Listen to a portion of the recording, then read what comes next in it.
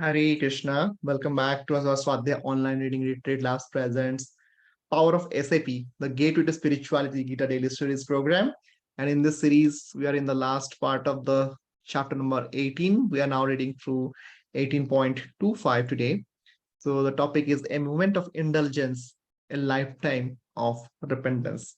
That is the theme of the chapter number 18, verse number 25. Now let's read it from the Bhagavad Gita as it is first, 18.25. That action performed in illusion, in disregard of scriptural injunctions, and without concern for future bondage or for the violence or distress is caused to others is said to be in the mode of ignorance. Purport. One has to give account of one's actions to the state or to the agents of the Supreme Lord called the Yamadutas. Irresponsible work is destructive because it destroys the regulative principles of scriptural injunction. It is often based on violence and is distressing to other living entities. Such irresponsible work is carried out in the light of one's personal experience.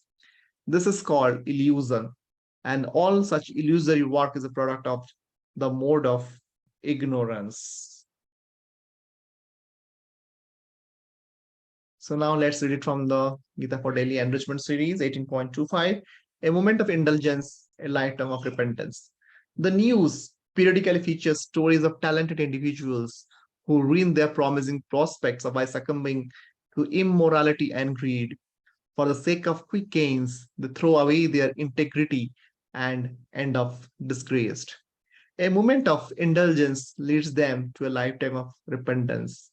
What impels them to such tragic short sightedness? The Bhagavad Gita 18.2.25 describes that short sighted action, unmindful of their consequences, is typical of the mode of ignorance, which is a subtle force of nature that influences our mind towards self destruction. This destructive psychological force is strengthened and facilitated by our culture with its glamorization of live for the moment lifestyle. Due to this prevailing culture, even people who are not normally immersed in the mode of ignorance get carried away by the spills of short sighted impulsiveness. That's how intelligent people act unintelligently. Understanding the cultural setting that breeds self defeating behavior can be sobering and empowering. It can be sobering if it makes us aware that we are ourselves that are vulnerable to such behavior. It can be empowering if it stimulates us to search for ways to protect ourselves from the culture's influences. If we are fortunate, this search brings us to Gita wisdom.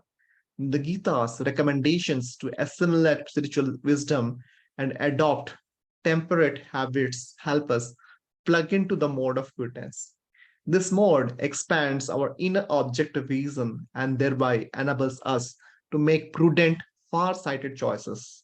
In addition to cultivating the mode of goodness, Gita wisdom empathetically urges us to practice devotional service and go beyond the modes to transcendence.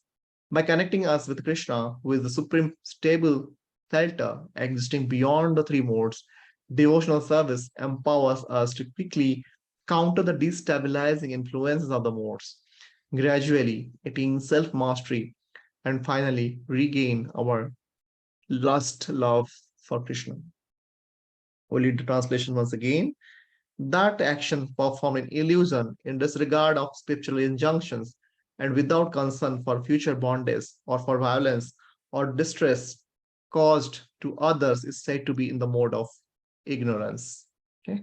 So I don't think it's any difficult words today. So again, we will mark this as a green for today. And let's do it.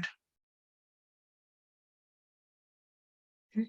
So with this, we have completed the chapter number 18, verse number 25 here. In the next session, we'll be continuing with the verse number 32. Okay. Till then, Hare Krishna. Jagat Guru Sri Prabhupada ki Jai.